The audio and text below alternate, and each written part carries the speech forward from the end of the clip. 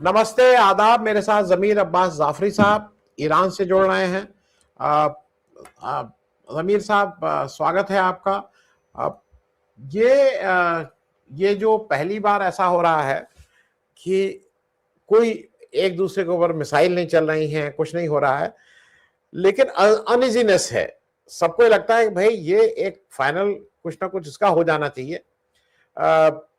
America से जो team आ रही थी इस्लामाबाद, वो भी पता लगा कि वो नहीं आ रही है। ईरान ने कहा है कि जब तक आप स्पष्ट नहीं करेंगे, यू मस्ट बी वेरी एक्सप्लिसिव, कि आप क्या क्या हम लोग कर रहे हैं, ये आके फिर से आप एक तमाशा करिए इस्लामाबाद में, जनरल मैसेज ये देने की कोशिश करिए कि ईरान नहीं मान रहा है। शर्तों पे पहले बात हो जाओ, फिर हम लोग इस्लामाबाद में मिलकर उसको फाइनल, जो भी उसके जिसको कहते हैं लूज एंड्स हैं या रफ एजेस हैं, उसको कर लेंगे, लेकिन मोटी बातें हो जाए। एक्चुअल पोजीशन क्या है, क्योंकि इसके बारे में लेके हर एक आदमी की अपनी अपनी कोई बात कर रहे हैं। आपके पास, आपके अनुसार, आपके एनालिसिस में इस समय एक्चुअली कहां खड़ा हुआ है यूएसए और ईरान जंग को लेके? जी शुक्रिया, बहुत बहुत आदाब अर्ज करता हूं और तमाम व्यूवर्स के लिए दुआ करता हूं कि जहां रहें खुश रहें, इंशाल्लाह खुशहाल रहें। देखें, जंग के अंदर क्लियर पोजीशन ये है कि तीन महाज इस वक्त हैं जंग के। तीन मैदान हैं जंग के। एक मैदान है मिलिट्री का, एक मैदान है डिप्लोमेसी का और एक मैदान है पब्लिक का, अवाम का। तो ईरान में पब्लिक जो है वो लीड कर रही है, पब्लिक मूड लीड कर रहा है ईरान में। हत्ता मिलिट्री और हत्ता डिप्लोमेसी के ऊपर जो असर है वो पब्लिक मूड का बहुत ज्यादा है, क्योंकि हर रात को लाखों की तादाद में लोग आते हैं और वो जो नैरेटिव वहां पर चल रहा होता है उसका असर डिप्लोमेसी में भी नजर आता है, उसका असर जो है वो मिलिट्री में भी नजर आता है। तो ईरान की पोजीशन ये है कि हमने इस जंग को जीता है मिलिट्री में। अमेरिका ने अपनी कोई भी मिलिट्री ऑब्जेक्टिव्स को हासिल नहीं किया। उनकी नेवी जो है वो अब्राहम लिंकन जो है वो 1000 किलोमीटर दूर खड़ी थी और जेराल्ड फोर्ट जो है वो क्रोएशिया पहुंच गई थी। जमीन पर वो हमारे से नजदीक आ नहीं पाए और कोई भी उन्होंने अपने मिलिट्री ऑब्जेक्टिव्स अचीव नहीं किए। तो जब उन्होंने कोई मिलिट्री ऑब्जेक्टिव्स अचीव नहीं किए तो वो डिप्लोमेसी के टेबल पर ऐसे आए जैसे वो हारे हुए हैं, ना कि ऐसे आए कि उन्होंने जंग जीत ली और अभी भी वो सुपर पावर है दुनिया के। तो ईरान उनको ट्रेन कर रहा है कि अगर तुम जंग हारते हो तो तुम्हें कैसे व्यवहार तुम्हारा कैसा होना चाहिए, क्योंकि अमेरिका को आदत नहीं है जंग हारने की या एक टेबल पे ऐसे बैठने की कि सामने वाला या इक्वल हो या उससे ऊपर हो। तो अमेरिका को आता नहीं है कि नेगोशिएशन में जब वो हार चुके हैं वो कैसे बात करें। तो ईरान का ना जाना उनको ये सिग्नल देना है कि तुम अभी सीखो, तुम्हें आना चाहिए कि किस तरीके से बातचीत तुम्हें करनी है। तो अनइजीनेस ईरान के लिए क्लियर है, ईरान के अंदर बिल्कुल क्लैरिटी है कि ईरान के लिए क्या उसके फॉरवर्ड स्टेप्स हैं, लेकिन डेफिनेटली बॉल जो वो अमेरिकन कोर्ट के अंदर है। ईरान के लिए कोई कंफ्यूजन नहीं है।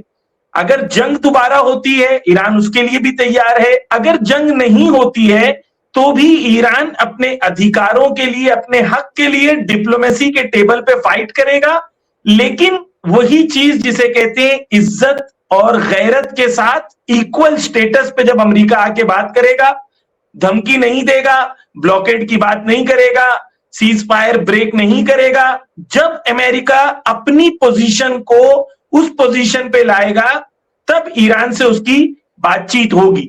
ईरान की पब्लिक का मूड बिल्कुल क्लियर है कि हम किसी भी तरीके से जर्रा बराबर हमें कॉम्प्रोमाइज नहीं करना है अपने अधिकारों के लिए। इसका मतलब ये नहीं है कि हम जंग चाहते हैं, जंग नहीं चाहते, लेकिन अगर जंग के बजाय जो चीज वो जंग में नहीं जीत सके वो डिप्लोमेसी के टेबल पे छीनना चाहते हैं, तो ईरान की जनता कह रही है कि हम डिप्लोमेसी के टेबल पर हारे हुओं की तरह ना जाएं बल्कि जीते हुए सिपाहियों की तरह जाएं। ये ईरान की पब्लिक का इस वक्त मूड है और बहुत क्लियर है ईरान की पब्लिक के अंदर कि यही मूड और यही सेंटीमेंट है। और जिसकी वजह से आनंद जी देखें, पहली बार शायद ऐसा हुआ, आप तो बहुत वरिष्ठ पत्रकार हैं, आपकी जिंदगी में शायद पहली बार ऐसा हुआ होगा कि अमेरिका अपने आप को सुपर पावर कहता है और वो उसका प्रेसिडेंट कहता है कि हमारी टीम जा रही है, फिर कह रहा है कि हमारा वाइस प्रेसिडेंट भी जा रहा है। ईरान जवाब में कहता है वो तुम्हारा प्रॉब्लम है, जा रहे हो या नहीं जा रहे हो, हम नहीं जा रहे। यानी ये कुव्वत और कुदरत किसी मुल्क में आ जाना जो अमेरिका जैसे सुपर पावर के सामने इस तरीके से खड़ा रहे, ये दुनिया को बहुत अहम पैगाम दे रहा है। और ईरान की पब्लिक के लिए क्लियर है कि जिस भी तरीके से हो, ईरान अपने अधिकारों को छोड़ेगा नहीं, अपने अधिकारों में पीछे हटेगा नहीं। हाँ, नेगोशिएटिंग टेबल पे कुछ बातें नेगोशिएट होंगी, वहां पर ईरान कुछ बातों को पीछे हटेगा, लेकिन अधिकार के कुछ रेड लाइन है जिसको ईरान क्रॉस नहीं करेगा। जी, मैं एक चीज और जाफरी साहब जरा ये भी समझाइए, क्योंकि इस युद्ध का एक बाई प्रोडक्ट तो नहीं कहेंगे, लेकिन एक कहीं ना कहीं एक पेच फंसता है लेबनान और इजराइल वाला मामला लेके, क्योंकि लेबनान में इजराइल जिनसे बातचीत कर रहा है वो तो एक तरह से उसी के अलाई हैं। वहां की जो बातचीत है वो भाई आम आवाम और जो लोग अपनी आजादी की या अपने हक की बात कर रहे हैं, उनसे तो वो बात कर नहीं रहा है। वो मामला क्या फंसा हुआ है, क्योंकि उसका असर तो इस मेन जो ये पीस टॉक है उस पर भी पड़ रहा है। जरा वो भी हमारे दर्शकों को एक बार आप ठीक से समझा दीजिए, इजराइल और लेबनान वाला जो मसला है। देखिए, ईरान को इससे थोड़ा एक कदम पीछे आएंगे तो पहले ईरान को समझना होगा। ईरान में 1979 में क्रांति आती है और एक नई सोच को दुनिया में जन्म देती है, जो इमाम खुमैनी ने कहा था, ला शर्किया ला गरबिया, ना ईस्ट की तरफ हम लोग हैं ना वेस्ट की तरफ हैं, हम लोग रेजिस्टेंस की तरफ हैं, अपने पैरों की तरफ, पैरों पे खड़े होने के लिए कह रहे हैं। इस्तिकलाल, आजादी, जमहूरियत इस्लामी, यानी हम इंडिपेंडेंस चाहते हैं, सॉवरेनिटी चाहते हैं और इस्लामिक गवर्नमेंट चाहते हैं। तो एक इमाम खुमैनी का नजरिया था कि भाई हर मुल्क अपने लिए खुद तय करे, वहां फॉरेन गवर्नमेंट्स फैसला ना कर सके, फॉरेन इंटरफियरेंस ना हो। ये नजरिए के बुनियाद पर ईरान की स्थापना होती है 1979 में। ईरान में ये स्थापना होती है, लेकिन ये फिक्र हर जगह फैल जाती है। लेबनान में 1980s में हिजबुल्ला इजराइल कब्जा करता है, तकरीबन 40% लैंड पे उसका कब्जा हो जाता है। 1982-83 में पहले अमल बनती है, फिर हिजबुल्ला बनती है, एक पॉलिटिकल मूवमेंट बनता है जो कहता है कि हमें इजराइल से अपनी मातृभूमि को आजाद कराना है। तो ईरान ने, और ऑफिशियल ईरान का स्टैंड ये है कि जितने रेजिस्टेंस फोर्सेस हैं पूरे इस रीजन में जो अपनी आजादी और क्रांति की जंग लड़ रहे हैं, हम उनके साथ खड़े हैं। तो आइडियोलॉजिकली ईरान और लेबनान दो कंट्री नहीं है, बल्कि आइडियोलॉजिकल पैकेज में एक ही पैकेज के दो हिस्से हैं। तो यहां पर ये व्यूअर्स के लिए क्लियर हो जाए कि हिजबुल्ला एक रेजिस्टेंस ग्रुप है जो इजराइल के ऑक्यूपेशन के खिलाफ लड़ रहा था, और पहला ग्रुप है जिसने इजराइल को ईयर 2000 में अपनी पूरी जमीन से निकाल के बाहर फेंक दिया था। उसके अलावा कोई ग्रुप कामयाब नहीं हुआ। तो ये बैकग्राउंड है। अच्छा, हिजबुल्ला एक पॉलिटिकल पार्टी भी है, 30% से ज्यादा वहां पर जो उसके पार्लियामेंट में मेंबर्स हैं वो हिजबुल्ला के हैं, और जो वहां के पार्लियामेंट के स्पीकर होते हैं वो शिया होते हैं, वहां के प्राइम मिनिस्टर सुन्नी होते हैं और वहां के प्रेसिडेंट क्रिश्चियन होते हैं, क्योंकि वहां का सेटअप ऐसा है कि 30% सारे हैं। तो उन लोगों ने कॉस्मोपॉलिटन काइंड ऑफ सेटअप अपने एडमिनिस्ट्रेशन के लिए बनाया है। लेकिन यहां पर फॉरेन इंटरफियरेंस बहुत होता है, और इस वक्त जो वहां पर जो प्रेसिडेंट और प्राइम मिनिस्टर हैं वो चाह रहे हैं कि इजराइल के साथ नॉर्मलाइजेशन हो जाए। इजराइल ने लेबनान के तकरीबन अभी जो साउथ लेबनान पे कब्जा किया है, तकरीबन 10% जो बॉर्डर है वो पूरा उस रिवर तक पहुंच गए, जहां पर रिवर के बाद एक गैस का बहुत बड़ा फील्ड है जो लेबनान का है, लेकिन इजराइल ने उस पर अभी कब्जा कर लिया है। तो ये पूरा एक बेल्ट है जिसपे इजराइल ने कब्जा किया है। लेबनान के प्रेसिडेंट को मीटिंग में क्या कहना चाहिए कि भाई आप हमारी जमीन से बाहर निकलो, वो मीटिंग में जाके कहता है कि हिजबुल्लाह को जो लोग लड़ रहे हैं अपनी मुल्क को आजाद कराने के लिए, उसको कहता है तुम अपने असलहे को, अपने वेपन्स को दे दो। तो ये बैकग्राउंड हमारे व्यूअर्स के लिए क्लियर होना चाहिए, वरना लोग सोचेंगे ये अच्छी बात है, लेबनान और इजराइल पीस की बात कर रहे हैं, तो क्यों नहीं पीस होना चाहिए? पीस तो होना चाहिए, लेकिन इजराइल के हिजबुल्लाह के लेबनान के पीस करने के बाद इन लोग जो है पीस करना चाहते हैं जी। तो ईरान के लिए क्लियर है कि पूरा रेजिस्टेंस फ्रंट, चाहे वो गाजा हो, चाहे वो लेबनान हो, चाहे वो यमन हो, चाहे वो इराक हो, जहां भी रेजिस्टेंस फोर्सेस हैं, ये उनकी शर्तों में से एक शर्त है कि सब जगह सीज फायर एक साथ होना चाहिए और जंगबंदी एक साथ होनी चाहिए। ये ईरान का क्लियर स्टैंड है और अमेरिका के पास चॉइस नहीं है सिवाय इसके कि अमेरिका इस बात को माने और उसने फोर्सफुली जो सीज फायर हुआ था, जो लेबनान के एक मिनिस्टर हैं फजलुल्लाह साहब, उन्होंने एक रात पहले सुबह 3 बजे मैं से कहा था, मुझे कॉल आया था ईरान के एम्बेसी के एम्बेसडर का और उन्होंने कहा था कि आज शाम को 5 बजे सीज फायर अनाउंस हो जाएगा और ये ईरान ने अमेरिका को फोर्स किया है। तो ईरान ने जो सीज फायर किया था और होर्मुज खोला था, वो एक नया चैप्टर था अमेरिकन हिस्ट्री में, जहां पर ईरान होर्मुज की वजह से अमेरिका को मजबूर करता है कि अमेरिका इजराइल को फोर्स करे, सीज फायर करवाए। और जो टर्मिनोलॉजी ट्रंप ने इस्तेमाल की थी, ट्रंप ने कहा था Israel is prohibited to attack Lebanon, यानी तुमको हक नहीं है, तुम यानी इस तरीके से कभी भी इजराइल से किसी ने बात नहीं किया। ये ईरान की कुव्वत और कुदरत थी जो माना था अमेरिका ने, और लेबनान में सीज फायर हुआ, उसके बाद ईरान ने होर्मुज को खोला था। तो ईरान के लिए क्लियर है कि इस जंग के अंदर अमेरिका के पास लेवरेज नहीं है, ईरान के पास है, और ईरान उस लेवरेज को पूरा इस्तेमाल करेगा और इस पूरे वेस्ट एशिया के रीजन में एक नया वर्ल्ड ऑर्डर को क्रिएट करेगा, ये क्लियर है। और इसकी साइंस भी आपने देख ली होंगी कि सऊदी के क्राउन प्रिंस ने चाइना को कॉल किया, अबू धाबी के जो क्राउन प्रिंस हैं वो गए थे चाइना मुलाकात के लिए, यूएई ने कहा अमेरिका को कि अगर डॉलर नहीं दोगे तो हम जो है वो युआन में ट्रेड करेंगे। ये तमाम वो साइंस हैं कि अरबों ने भी मान लिया है कि एक नया वर्ल्ड ऑर्डर आएगा, अमेरिका लेस वेस्ट एशिया, ये एक नया वर्ल्ड ऑर्डर है। और अरब दुनिया में, अरब बादशाहों के अंदर ये बात चल रही है। और ये लेबनान का सीज फायर, चाहे गाजा का सीज फायर, ये पूरे रेजिस्टेंस फोर्सेस को ईरान के लिए क्लियर है कि उनके अंदर सीज फायर ईरान के लिए इंपॉर्टेंट शर्तों में से एक शर्त होगी। जी, मैं जरा जमीर साहब, क्योंकि ये बात आज थोड़ा समय है, जी जी, क्योंकि ये सारी चीजें उलझी हुई हैं एक दूसरे से। हमास की इधर बहुत खबर नहीं आई है, मतलब इसलिए मैं कह रहा हूं कि गाजा पट्टी पे लगातार 23 अक्टूबर 23 उसके बाद लगातार इजराइल हमला कर रहा था। 70,000 से ज्यादा लोग शहीद हुए थे। उसकी लेटेस्ट खबर क्या है? हमास रीग्रुप हुआ है? हमास, क्योंकि इतने मारने के बाद भी हमास तो अभी भी है वहां पे, उसकी वहां की लेटेस्ट पोजीशन, आपके पास जो भी इंफॉर्मेशन हो वो जरा शेयर कर लीजिए हम लोगों से। जी देखिए, Hamas as a resistance group जिंदा है और हमास वहां की जनता है।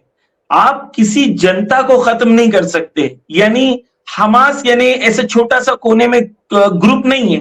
मिसाल के तौर पर कोई मुल्क के ऊपर अगर हमला होता है और वो मुल्क के अंदर क्रांति की लहर, तो ऐसा नहीं होता कि खास ग्रुप में है, बल्कि पूरी की पूरी गाजा पट्टी हमास है। हो सकता है उसमें से कुछ फाइटर्स हो जो लड़ रहे हो, लेकिन फिक्र के हवाले से आप देखिए किसी मुल्क को इस तरीके से तबाह नहीं किया गया जिस तरीके से गाजा को तबाह किया। कल या परसों यूनाइटेड नेशन की रिपोर्ट आई है, 38,000 औरतें मरी हैं गाजा में, 38,000। और एवरेज उन्होंने कहा कि हर दिन जो है, वो मेरे जहन में फिगर याद नहीं है, शायद 70 औरतें हर दिन मर रही थी, औरतें और बच्चियां, जो वहां का फिगर है ऑफिशियल। तो और जिस तरीके से आप देखें 70% पूरी जमीन को फ्लैट कर दिया गया। हिरोशिमा और नागासाकी में जितना बम इस्तेमाल किया गया था उसके तकरीबन 10 बराबर बम गाजा में इस्तेमाल किया गया। ये सब होने के बाद भी आपने गाजा में ये नहीं सुना किसी ने कहा होगा कि हम हमास को सपोर्ट नहीं करते। किसी ने ये नहीं कहा कि भाई हम हमास को छोड़ो, हम इजराइल से दोस्ती करना चाहते हैं। क्यों? ये बहुत इंपॉर्टेंट है लोगों को सोचना, ऐसा क्यों है? क्योंकि वो जानते हैं कि वो इतने सालों से जिल्लत की जिंदगी जी रहे थे, पहली बार वो लड़ रहे हैं। ठीक है, शहादतें दे रहे हैं, घर टूट रहे हैं, लेकिन इज्जत की जिंदगी है।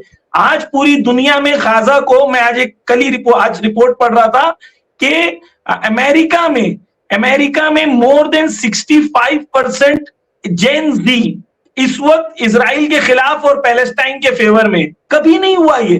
तो ये शहादतें, ये कुर्बानियां, ये बलिदान का असर दुनिया में ये है कि गाजा से आज लोग मोहब्बत करते हैं, इजराइल से लोग नफरत करते हैं, यूरोप के अंदर इजराइल से लोग नफरत करते हैं।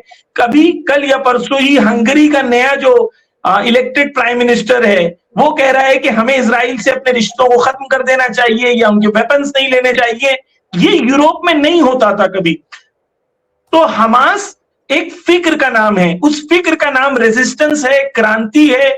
हमें इज्जतमंद जिंदगी जीना है, जिल्लत की जिंदगी नहीं जीना है। आप जानते हैं आनंद जी कि गाजा में ऐसा होता था कि अगर एक औरत आनंद जी, तो मैं ये कह रहा था कि गाजा के अंदर जो जुल्म होते थे, कि एक डॉक्यूमेंट्री है जहां पर वो कैंसर पेशेंट है, वो अपने इलाज के लिए हॉस्पिटल पहुंचना चाहती थी, तो हर बार उसे 5 पोस्ट से गुजरना पड़ता था अपने घर से हॉस्पिटल पहुंचने के लिए। हर पोस्ट पे घंटों उन्हें खड़ा रहना पड़ता था। और जब इजरायली सोल्जर से पूछा जाता था कि इनको क्यों खड़ा रखते हैं, ताकि वो कहते थे हम इनको आदत दिलाना चाहते हैं कि जिल्लत की जिंदगी एक्सेप्ट करें। और औरतों के साथ वही पोस्ट के ऊपर क्या व्यवहार किया जाता था, किसी माँ बहन के साथ खुदा ना करे ऐसे व्यवहार हो, वो पोस्ट पे औरतों के साथ किया जाता था।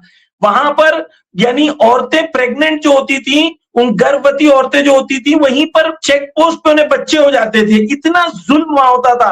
रात को आते थे, एक इजरायली सोल्जर है, वो कहता था हमारा, यूट्यूब पे वीडियो है उसका, वो कहता है कि हमारा काम ये था कि हम किसी के भी घर में घुस जाएं और वहां पे जाके चीखें चिल्लाएं, सबके ऊपर सिर्फ दहशत क्रिएट करना, ये हमारा फुल टाइम काम था। तो ऐसी जिंदगी वो जीते थे कि किसी को उठा लो, जेल में डाल दो, कोई नाम नहीं है, कोई बात नहीं है। तो ऐसी जिंदगी के मुकाबले में उन्होंने कहा कि भाई हमने 20 साल ऐसी जिल्लत की जिंदगी गुजारी है, अब हम लड़के चाहे कुर्बानी देंगे, बलिदान देंगे, लेकिन इज्जत की जिंदगी जिएंगे। तो हमास एक फिक्र का नाम है, एक क्रांति का नाम है, वो खत्म नहीं होगी। वो लोगों के दरमियान है, कुदरतमंद है। और आखिरी दिन भी आपने देखा कि जैसे ही सीज फायर हुआ तो हजारों की तादाद में हमास के सिपाही मैदान में आ गए। वो हैं, रिसेंटली उनके स्टेटमेंट्स भी आते हैं, अबू उबैदा साहब का रिसेंटली स्टेटमेंट आया है। तो जंग हो रही है, वहां पे अभी भी शहादतें हो रही हैं गाजा में, लेकिन ये है कि जंग है, जैसे ही इजराइल कमजोर होगा, आहिस्ते आहिस्ते इंशाअल्लाह उनको अपना हक मिलेगा और दुनिया बताएगी। आप देखें, कल ही एक यूनाइटेड नेशन की रिपोर्ट आई है आनंद जी, उसमें कहा गया $70 बिलियन गाजा के रिकंस्ट्रक्शन के लिए चाहिए और 10 साल लगेंगे गाजा को रिकंस्ट्रक्ट करने के लिए। तो ये तमाम चीजें इस वक्त हैं गाजा के हवाले से। जंग जारी है, लेकिन इजराइल की जो इस जंग के अंदर शिकस्त होगी, उसका असर पूरे रेजिस्टेंस फोर्स को नजर आएगा इंशाअल्लाह। और हम देखेंगे कि ये तमाम रेजिस्टेंस फोर्सेस दोबारा इज्जतमंद जिंदगी दोबारा जिएंगे इंशाअल्लाह। जी, मैं जमीर अब्बास साहब, ये गाजा हेल्थ मिनिस्ट्री के हवाले से जो खबर है वो ये कह रही है कि 7 अक्टूबर 2023 से अब तक 72,317 72,317 लोग मारे गए, जो आधिकारिक फिगर है। और इसमें करीब 1/3 बच्चे हैं जो यंग है, मतलब बिल्कुल बच्चों ही को। मैं एक चीज और जरा आपसे पूछ लूं, क्योंकि जमीर साहब, इससे ये आज जो हम लोगों ने देखा यहाँ सोशल मीडिया पे कि ईरान में वो अपनी मिलिट्री स्ट्रेंथ को डिस्प्ले कर रहे हैं, वो अपने मिसाइल को बाहर करके डिस्प्ले कर रहे हैं। और वो थोड़ा विक्ट्री तो वो नहीं बोलेंगे, लेकिन वो अपने लोगों को शायद ये मैसेज देना चाहते हैं कि हम पूरी तरह से प्रिपेयर्ड। उसका अर्थ क्या है, वो जरा आप ही से समझना चाहें। जो मिलिट्री डिस्प्ले किया जा रहा है, सड़कों पे मिसाइल लगा के ट्रकों पे घुमाया जा रहा है, उसका क्या मैसेज देना चाह रहे हैं? जी देखिए, पब्लिक की तरफ से, जी देखें, ईरान में एक बहुत ही ट्रेंडिंग सॉन्ग है, बेजन के खूब मिजनी, और उसके अंदर पूरी पब्लिक जो है वो मोबाइल पे ऐसे साथ में लेती है, लाइट जलाती है और पूरी पब्लिक ऐसे करती है, बेजान के खूब मीज़ानी, यानी मारो के क्या खूब मार रहे हो, ये ईरान का सबसे ट्रेंडिंग सॉन्ग है इस वक्त। तो हर रोज रात को जब ये रैलीज होती है, उसके अंदर ये सॉन्ग लगता है, बेजन के खूब मीज़ानी। तो और पब्लिक में बहुत दिन से पब्लिक कह रही है, क्योंकि ईरान मिसाइल नहीं मार रहा है, तो पब्लिक के अंदर एक फीलिंग थी कि भाई बेजन के खूब मीज़ानी है ना, ये दोबारा जो इस तरीके से बीच में मत रुके, हम लोग अपने एंड तक जाएं। इसका मतलब ये नहीं कि जंग चाहते हैं, बहुत इंपॉर्टेंट है, वो ये पब्लिक में डिस्प्ले करके ये मैसेज देना चाह रहे थे कि सीज फायर का मतलब ये नहीं है कि हम रेडी नहीं है। अगर दुश्मन ने कोई हरकत की और कोई सीज फायर को ब्रेक किया, तो हम इस जंग के अंदर पूरी तरीके से रेडी हैं। और पब्लिक में ये मैसेज देना कि आप ये ना सोचें कि हम सीज फायर कर रहे हैं या बात कर रहे हैं, इसका मतलब ये नहीं है कि ईरान एक कदम पीछे आ रहा है, बल्कि लोगों में डिमांड थी, इसलिए लोगों की डिमांड के मुताबिक आर्मी ने आके कहा कि नहीं, हम आपकी डिमांड के मुताबिक आपके साथ खड़े हैं। अगर कौम को जरूरत हुई तो हम जंग तलब नहीं है, लेकिन अगर जरूरत पड़ी तो हम बिल्कुल रेडी हैं। इसके साथ आनंद जी वो भी है कि कल एक जो वीडियो रिलीज हुआ ईरान में, और ईरान की तरफ से जो सिटी दिखाई गई, मिसाइल सिटीज ईरान के अंदर दोबारा डिस्प्ले की गई, और अभी के जो कमांडर हैं वहां मौजूद थे, वो ये बताना चाह रहे थे कि भाई हमारी मिसाइल सिटीज दोबारा रेडी हैं। यानी दुश्मन अगर ये मैसेज देना चाह रहा है साइकोलॉजिकल वॉरफेयर में कि हम मार देंगे और हम पूरे तुम्हारे पावर प्लांट को तबाह कर देंगे, तो ईरान की आवाम और ईरान की मिलिट्री ये कहना चाहती है कि अगर तुम मारने की धमकी दे रहे हो तो ये मत सोचो कि हम कमजोर हैं, हम बिल्कुल तैयार हैं, तुम्हारी धमकी का जवाब देने को तैयार है और मुंह तोड़ जवाब देने को तैयार है। ये ईरान की आवाम का और ईरान की मिलिट्री का पैगाम था, वो साइकोलॉजिकल वॉरफेयर जो अमेरिका कर रहा था उसके जवाब में। जी, मैं बस अब चलते चलते एक अंतिम बात इसलिए पूछ लूं कि आपका अपना असेसमेंट क्या है कि देखिए ये अल्टीमेटली जितने भी दिन लगे, 2 दिन लगे, 2 हफ्ता लगे, 2 महीना लगे, 2 साल लगे, कहीं ना कहीं तो टेबल पे बैठना ही पड़ेगा और कहीं ना कहीं चीजें को वो आपके हिसाब से टाइम पीरियड क्या है? क्योंकि अमेरिका थक चुका है, लेकिन ये भी फैक्ट है कि अमेरिका के जो प्रेसिडेंट है वो ट्रंप है, इसको भी कोई डिनाई नहीं कर सकता है। ट्रंप साहब अभी 2.5 साल से ज्यादा और हैं कुर्सी पे, तो वो तो जैसे हैं वैसे हैं। आपका फेयर असेसमेंट क्या है? क्योंकि यहाँ पे एक जनरल उम्मीद ये बन रही है कि शायद एक आने वाले जल्दी ही उसमें, क्योंकि दुनिया और परेशानी में आ रही है और वो प्रेशर कहीं ना कहीं अमेरिका के ऊपर भी पड़ रहा है, अमेरिका एज अ नेशन के ऊपर बहुत प्रेशर है। आपका फेयर असेसमेंट क्या है कि कितने दिन में चीजें सेटल हो जानी चाहिए?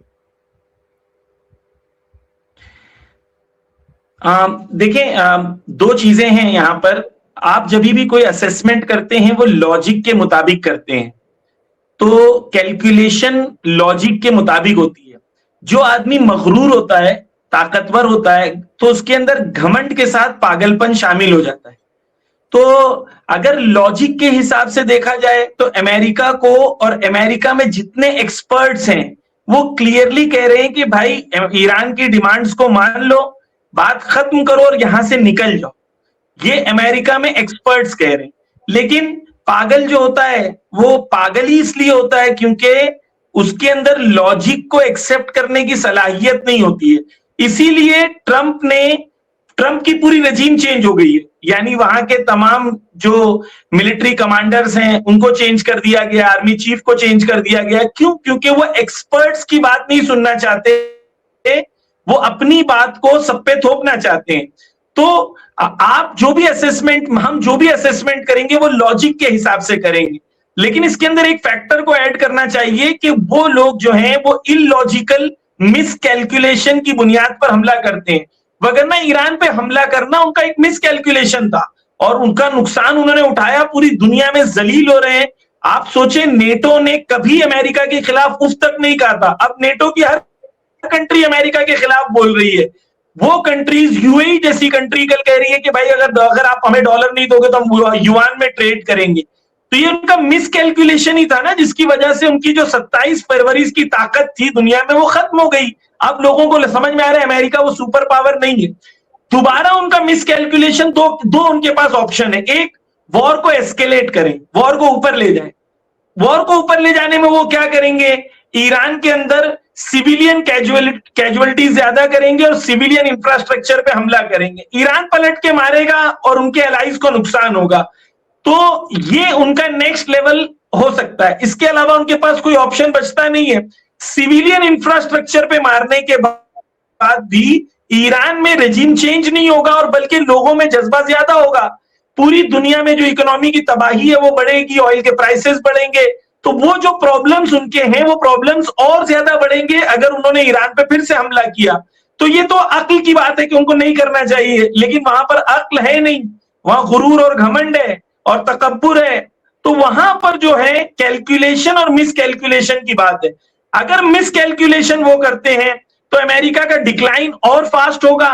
कैलकुलेटेड तरीके से चलते हैं तो उनको ईरान के साथ बात खत्म करके होर्मुज आप ले लो, हम आपके सैंक्शंस हटा देते हैं, यूरेनियम एनरिचमेंट शायद ईरान कोई थर्ड कंट्री के लिए मान जाए, इस टाइप का कोई सेटलमेंट हो जाएगा।